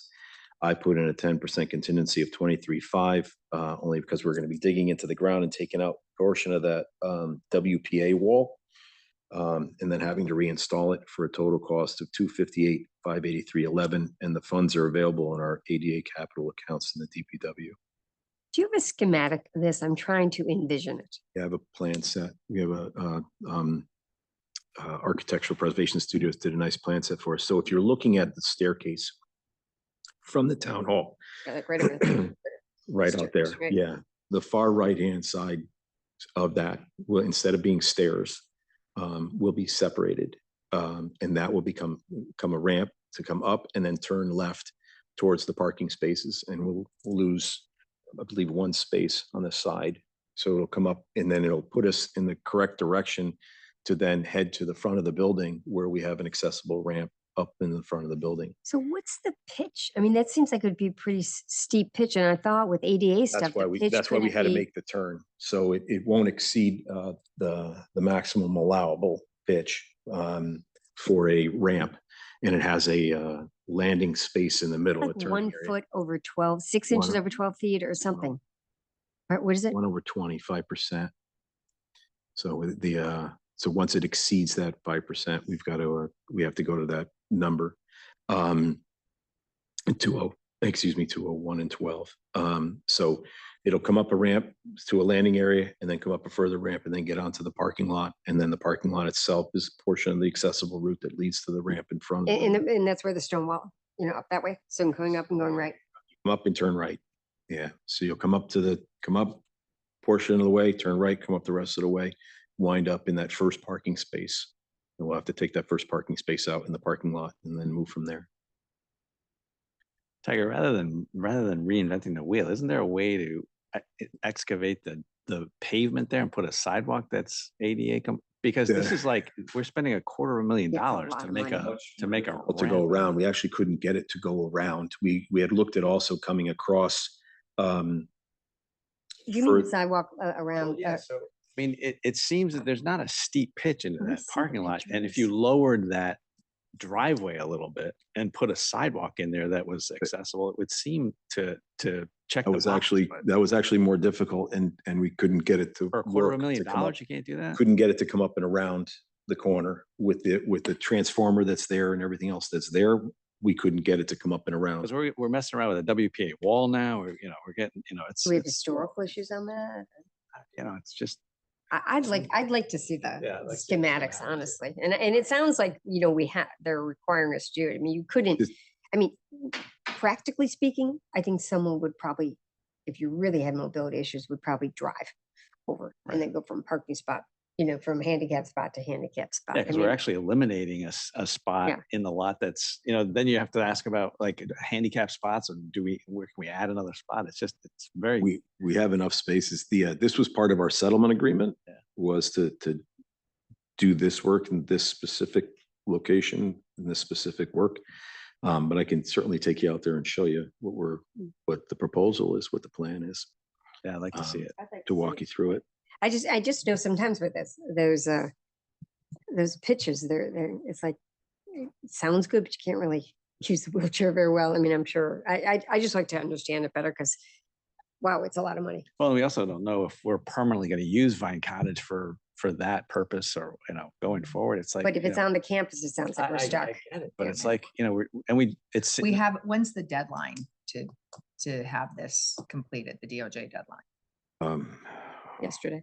No, it wasn't yesterday. We had 3 years from the original agreement, I think. So we probably have a year left. Probably. So we don't have, we're not moving the health department out in the next year. I get it, but it's So- like, So we have to figure out something. So, I mean, I'm happy to push this to the next meeting if you can. I would just like to understand it better. And, Fine. and I know We can go. your hands are tied, but Yeah. I'm with Steve. It's $250,000. My God. Show you exactly what we were faced with as far as like what was available for land and what was available for the grades themselves. But we can certainly walk you through, because we did look at multiple, this wasn't our only solution. We looked at multiple areas to try to satisfy this situation, but we have to have connectivity between Town Hall and the Vine Cottage. That's the settlement agreement. And then from there, we settled on this as being probably the least costly alternative. And granted, it is, it's $250,000, which is a lot I of mean, money. we turned down that kind of money to do work inside of Vine Cottage, and now here we are. Just there's not a big gain here. It's like it's amazing to me that we have to spend that It's kind of like the money. gift that keeps on giving, Oh, It's unbelievable. for an old house. Yeah. The interesting thing was we didn't want to build the original staircase. That was the building committee determined that at the time. They wanted that. So if we hadn't, let me ask you this, if we hadn't even put in stairs though, would we be? I think we would still here need, we anyway? would still need the Because we accessible. said Right, we have a staircase now, so yeah. No, but if there'd never been a staircase and we just said, you know what, we're gonna have the health department over there and the rest of the building is here, would we have needed to do this now? I think that architect's determination would have still been that we needed an accessible route within the campus and not go outside Because the we defined campus. it as a campus. Right, Yeah. because we defined it as a campus. Now it's a combined parcel. So, and so it's a defined campus. When they looked at it, they looked at the town hall, Vine Cottage, and the annex as well as a total unit. So I think at the time, even if we didn't have it, we would have to find an accessible route through it. And likely we would have probably done the exact same thing, Did you look at eliminating the staircase and just putting a ramp in? Forget about the stairs. Everybody takes the ramp. It's just additional work. Right now, we're looking at, just a portion of the staircase needs to be removed to put the forms in for the ramp work and then be replaced. So it'd be just additional work to just take it all out and have everybody go up the ramp. I mean, you So- can, but I don't. Let me ask you this. So this plan was approved by the DOJ, this particular plan. So if we change what we're doing, we have to go and submit it back to the DOJ. I'd go back. And then would they extend the period or no, we'd still have to? They could, we could ask them for an extension. They were not against an extension if we were working towards compliance. Their main thing is they want you to work towards compliance. If you needed additional time, the attorney at the time said, just ask us for additional time. Tell us that you're whatever you might be. But as long as we're working towards compliance, and we're working towards compliance here, we're working towards compliance at Waveney and other areas. So I think that we have a good shot at getting an extension, but So does this is just the construction part of this? How much have we spent on design of this? not that much money, but I'd have to look back. 10, 15? Yeah, 15, 20. And this I'd is look. with, That was with Architectural Preservation Studios. That's correct. I mean, and I hear your point. This has been approved and everything. And I Tiger, so correct me if I'm wrong, did you have $500,000 in for ADA stuff in this year's budget? I had 250,000 in So this year's that's gonna budget. eat it all up. This would chew up this. Yeah, I have some monies left over from the years prior, but yeah, it would chew up the entire allotment. Jeez. Well, I mean, you add that 30 to the contingency number of 258, and now you're at 280, almost 289, so almost 300,000. Yeah, We're at. for a ramp that Yeah. won't be used. It's really amazing. Okay, So do you want me to pull it or do you want to approve it and then? I like to, I mean, I think we should explore it a little Okay. bit. you All know? right, I then like we to- I'd can- like to see it. Yeah. Yep, so we'll Yeah. just, Thank you. we'll take this one off and then That's fine. if you guys Yeah. can schedule a time with Tiger Yep. between now and the next meeting. Yep. To kind of go through it. That would have to be separate. Excuse me? That'd have to be separate. Oh, yeah, it does. Sorry. Seriously? Or you can post a meeting. Yeah. Either one, whatever you want to do. Okay. You just let me know. I'm happy to do. Yeah, I mean, separate. I'm happy to that way, combine. you know, I know Yeah. Yeah, do town a council meeting. will probably be interested in coming and, you know, others might be Okay. interested in Yeah. So, at least hearing about it. all so. right, well, just make sure you have 24 hours notice and. Okay. Yeah, sorry, it's just a big number. It's Yeah, just a big no, it number. is. I'm. Agree with you. Yeah. It was, you know, exact same thing. I was like, whoa, but, Thank you. no. Okay. Yeah. So Lapham Center flooring project. Good morning. Morning. This project is to replace on the first floor only, the main level, the carpeting, and do some additional vinyl flooring in the problem areas of the coffee area where they've had problems with the carpet there, so they want to go with some vinyl flooring there. Worked with Aggie. Aggie had called me and met with her, went over what her, I guess, needs, requests were for what she'd like to do. And we went through it, and I think we did pretty good. We went out to bid. We also advertised it on the website, and we broke it down into a couple different ways. And we end up with Frank Hagan's coming in with the favorable offer of $49,922. This is the first phase of it. It's a bit of a tricky project because it's an old building and underneath the carpeting is a little unknown, and we're going to go to carpet tile. And one of the asks were, you know, can we, with the acoustics, because of a lot of people with hearing aids and stuff struggle. So we're able to get an acoustic backing on the carpet. So that would definitely help. And also be a little more forgiving too on an uneven floor. You won't see waves in it as much. Hopefully not at all. And there were some allowances in there should we have to do some additional subflooring. Reason being is that because this is going to be a go down tile, trying to go down to old wood floors doesn't work too well. So we may have to use some sheathing of some like wool on or something.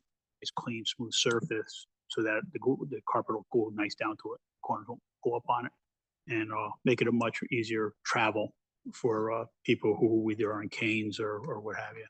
So we think we got it right. So we were looking for the approval for the $49,922 with a 10% contingency for $54,914. Once we get through this phasing, we're going to look at, we should have enough funding there hopefully to then do the kitchen that they'd asked after the fact, but I think I can squeeze it in there. The deal with the kitchen is that I have to remove all the appliances, everything out of the kitchen to do the floor.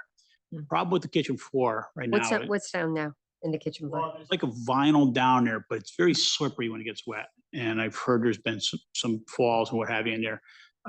So we'd like to do, and it has to be like a bathtub effect for the health code, it has to kind of roll up. So we could, if we move everything, we got the right product now that we'd like to go in there with. it doesn't need to be done today. We thought the best time to do that, if we can pull it off, would be after the holidays, after Christmas, when they're slow and everything. We could take the kitchen out of service. I'm waiting for a number now just to get somebody to BTU to give me a price to remove the stove, the ovens, all that stuff to get it out of there because you have to remove it. So what, So- what is this, this take care of then? Does it take which rooms at Lapham? Whole first floor. So the wood flooring in the big room, the carpeting. The and big room where the Douglas room is. Just carpeting. It's just carpeting. Okay. So the Wherever there's carpet, hallways- there's gonna be okay. carpet, and the only additional is gonna be like, you know, where their little coffee area is, When you first come in that corner door. yeah, we're in there, yeah, they want vinyl in there because it's coffee and people tend to grab the Are coffee these, spill out. you said these are gonna be carpet squares? These are gonna be carpet squares similar to what's here. They picked out a Because nice, that carpet's a mess. yeah, they got a nice pattern where it won't look so busy. Yeah. Because that can be problematic too when you're walking down hallways if it's too busy. If you have sight issues, you get a little seasick. How old is the flooring and the carpet that were Before, I replaced? put that carpet in about 9 years ago, and it was the exact same carpet that was in there from originally. So do we only get, we're assuming whatever flooring we do, we get 9 years? Is Well, that carpet was a broadloom carpet. stained. I wasn't a fan of it, to be honest with you, but Dirty. that's, they want it, and so that's kind of what they went with. It stains easily, and because it's broadloom. Light color with coffee. Is just the doesn't new, work is so the well. new stuff, I mean, who picks out the patterns? So that's one that Well, that was. makes sense. Right, so that was a little committee over there. That was Aggie, Kathy, I think a couple other people, John Howe, Currently. Anna was involved. Picking out now.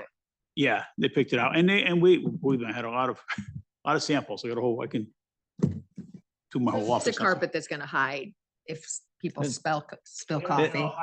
There's also gonna be a maintenance program with making sure you follow up to clean it up, because we all know milk and cream will smell after a while. Somebody, I don't forget who it was, told me a story about they were dumping coffee on some of these samples. Yeah. And so Yeah. they Yeah, actually took coffee and Awesome. Yeah, dumped it we on did there. that. We did that down the highway, and we did the floor down the highway department. We actually stuck a piece of vinyl flooring down there and a bucket of salt for 2 weeks because they said it was chemical resistant.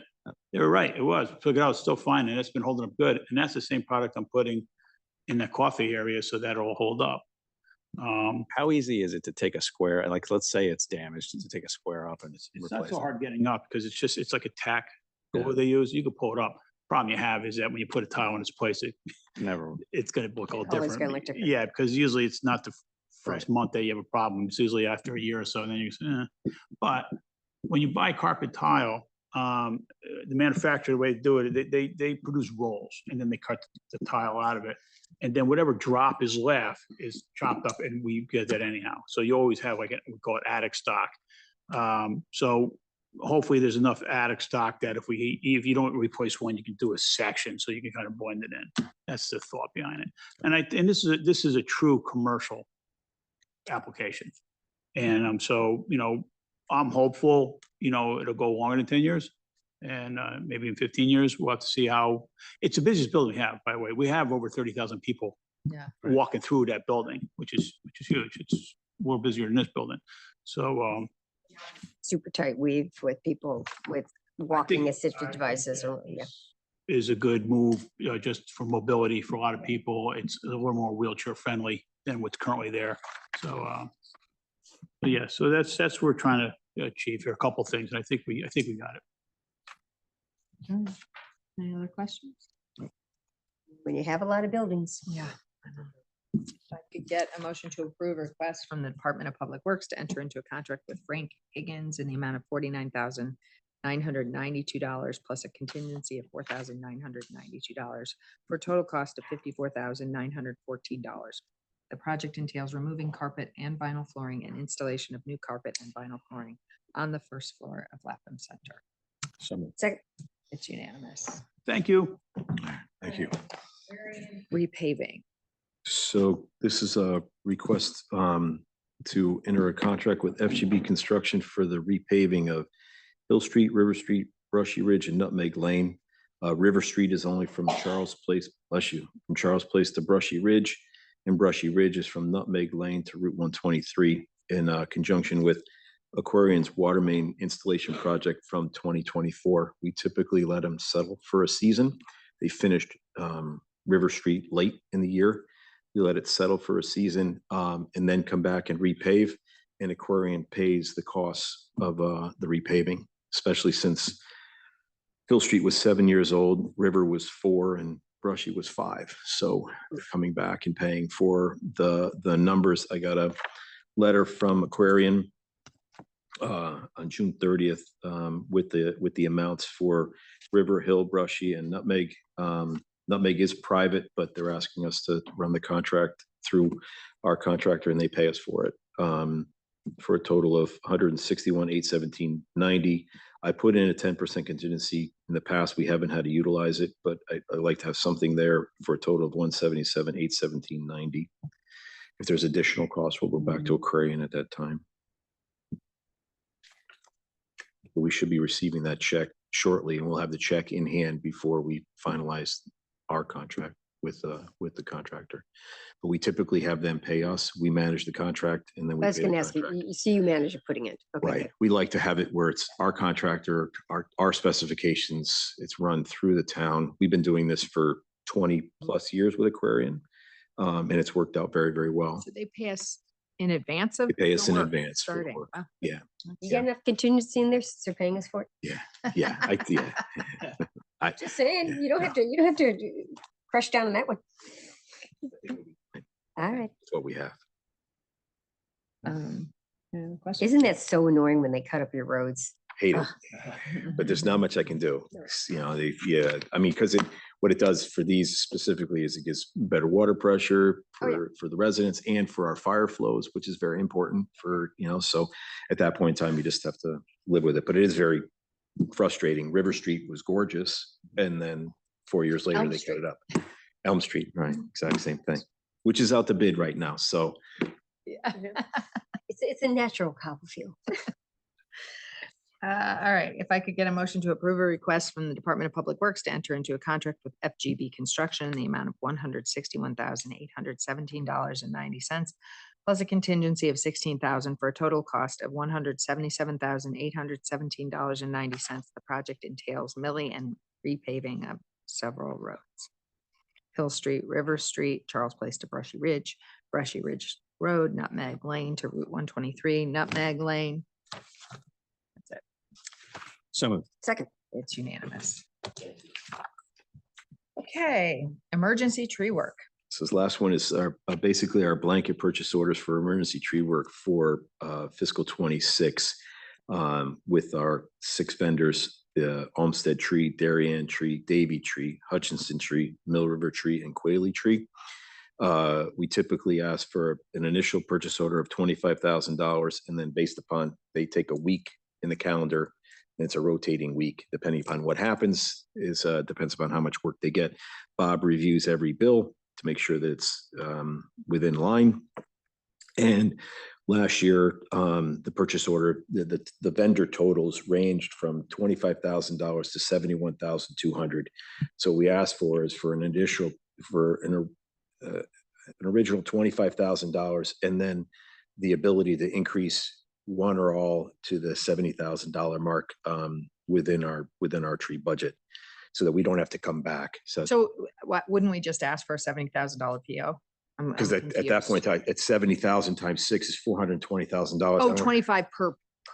Yeah. Oh, okay, sorry, I misread it. With the thought that we could extend that to 70 on any Okay. one vendor. And if we go over the 70, we'll come back. But Okay, we only had got that it. with one vendor this year. We ranged, give you an average of, well, Olmsted was 63, Darien was 71, Davy was 34, Hutch was 51. So after 2.5 or just under 3 vendors, you'd have to come back. Right, If you right. So we already just, spread it out among all of them.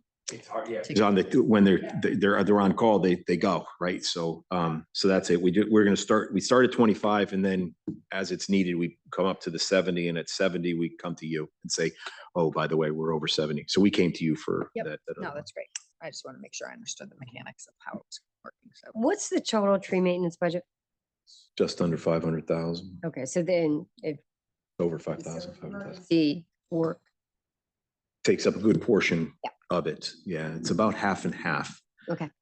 Between bid work and emergency tree work. It's Yeah. about half and half. We have a bid out right now that'll come to you next time. That's quite large to accommodate basically what June and July.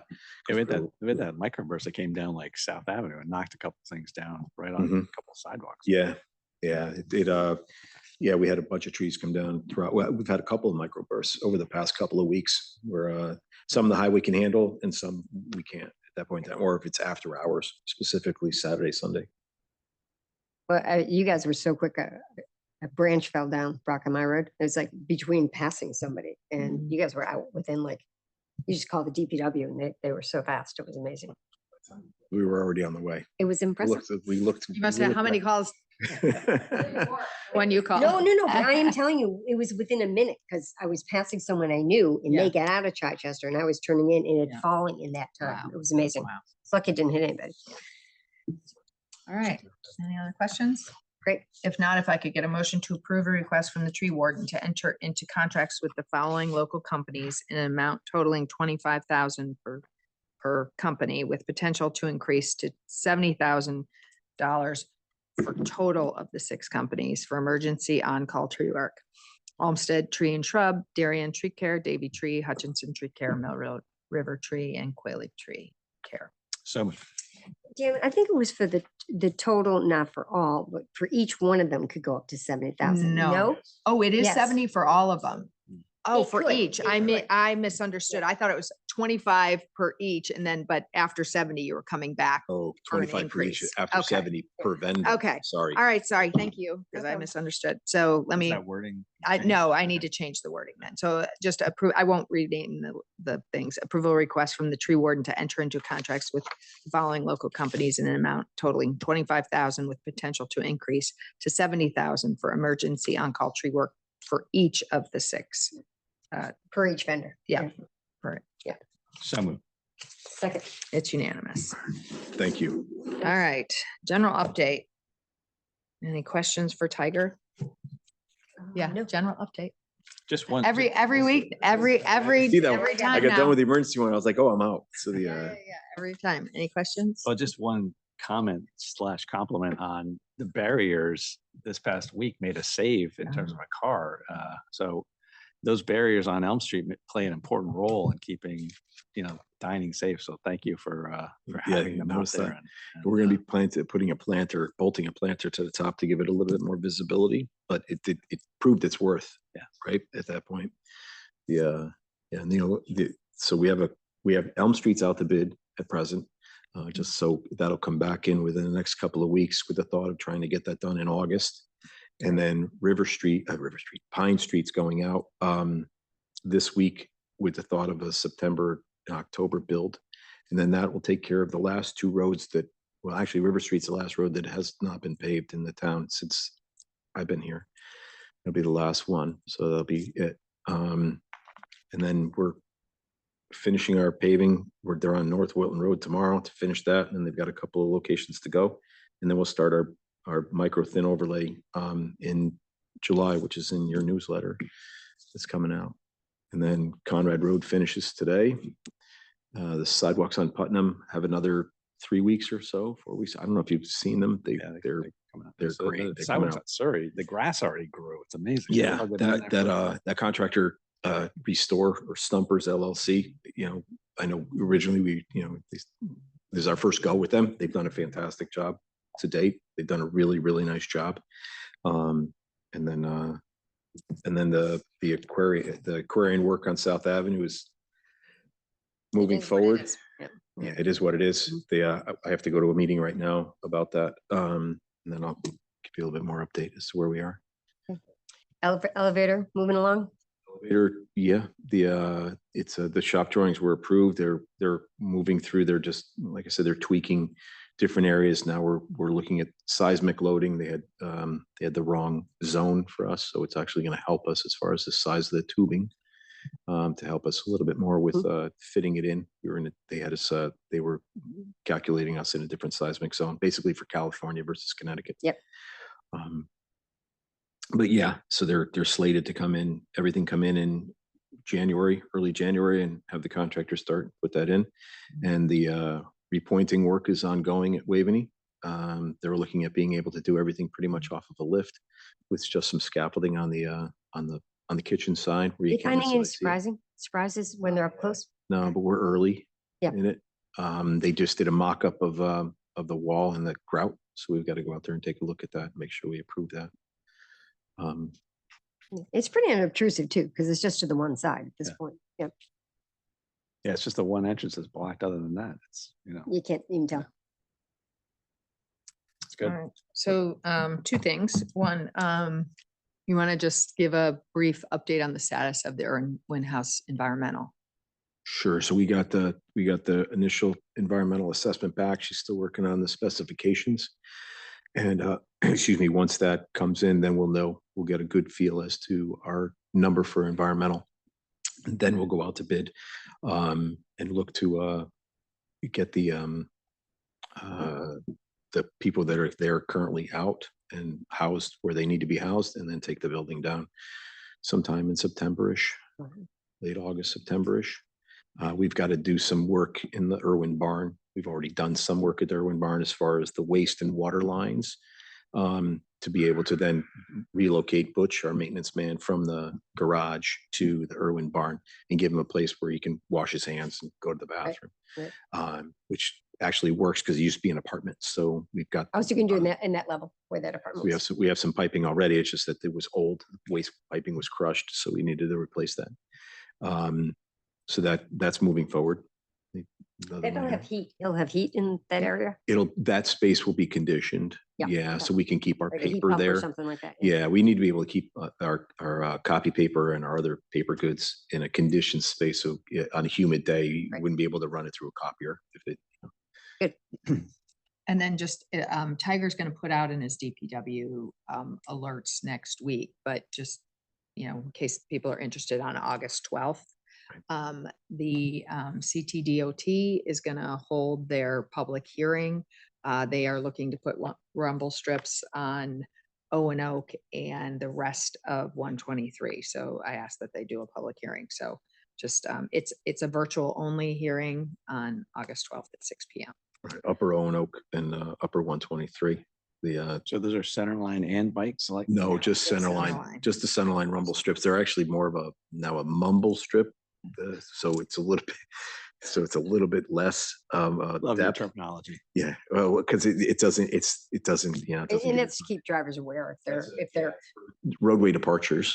Okay. Which we've had several in those locations. So, but our concern, Deanna's concern of mine is the fact that on Upper Owen Oak, the houses are closer to the road than they are on 123. So while they have rumble strips on Upper 123, or they had them before they repaved, houses are set further back in that location versus on 124. So that's the reason why we want to have the public information meeting and have the residents come out and answer questions. because they're noisy, or just so they know it's happening because they're closer to the Both. road? Right. It's not quiet. Right, just so they're aware of what's happening. They put them in my town. They didn't tell anybody they were putting them in my town. They just. I just put 'em like in- people to How'd know they what's go coming. over? I just want to. You wind up driving over certain spots of them all the time, so they're really annoying, especially in changing lanes. If you're, as the lanes expand, it's just the way that the striping goes. You never drive the way that the striping is, so you wind up driving over it all the time. The only benefit is that it's right by the prison, so it doesn't, it affects the inmates, but it doesn't affect anyone else. It just affects the cars you're driving over it, but it's annoying. Hence the public hearing. Does it make your That's the plowing more public hearing. difficult? Is it We plowing? don't plow those roads, so Okay. it doesn't matter, Okay. and we do have concerns over longevity of the pavement because we feel that it's going to hold water in those areas, and that's bad for the pavement, but that's a DOT concern. It's their road. Yeah, okay. I'll tell you one more before you go. I had Mhm. a resident ask a specific question, so while I have you. So we're coming down toward Nursery Road, and making the left onto Nursery Road from White Oak Shade. This resident claimed that there used to be a do not enter sign. And there's been issues where cars are coming out of that triangle at the wrong angle. So There should so be there. can you just We'll check to go make take a sure look. Yeah, about because there signage there? was Because two it's- do not enters on the leg coming out from Nursery to turn basically right onto White Oak Shade. That had do not enters because you're supposed to go past that and turn left onto Nursery, not take the first. And there were, when I was there, when we were milling, they were there. Okay. But we'll go take a look. Make sure I that said they're there. maybe it was a couple of different people that were new to town that didn't know how that worked, but just. Maybe you're supposed to be sure. bypass that first leg, Yeah. come to the second leg, and then make a 90-degree turn onto Nursery. But we'll take a look and make sure that they're there. Yeah, people, I think they're just cutting the corner there. And that's Yeah. definitely not safe. Okay, good. All right, thank you. All right, thank you. And then, so you have in front of you the contracts under $10,000. You can tell it's a little busier. 'Cause it's the end of the year. Any questions? Nope. All right. And then, so selectmen's comments, I just wanted to say thank you to the July 4th Fireworks Committee for another great 4th of July celebration at Waveney.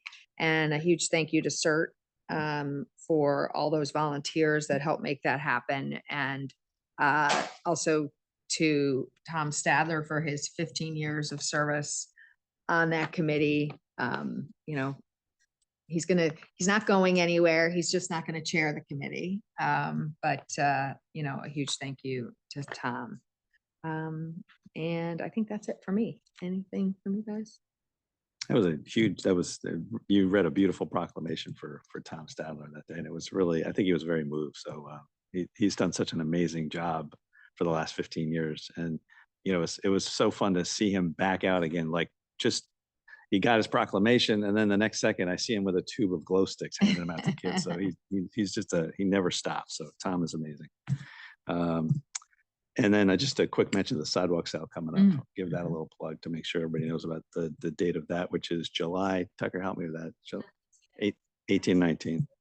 And then town's been bustling. I mean, the restaurants are busy. The movie theater looks like it's been busy. So it's really great to see summer in New Canaan. It's a great spot to be. So. And lastly, I just want to recognize we have Valentina Baldini here from the New Canaanite. So she's been writing some great articles. So Valentina, thank you so much for covering everything going on in New Canaan. That's it. All right. If I could get a motion to adjourn. So moved. Second. It's unanimous. Thank you.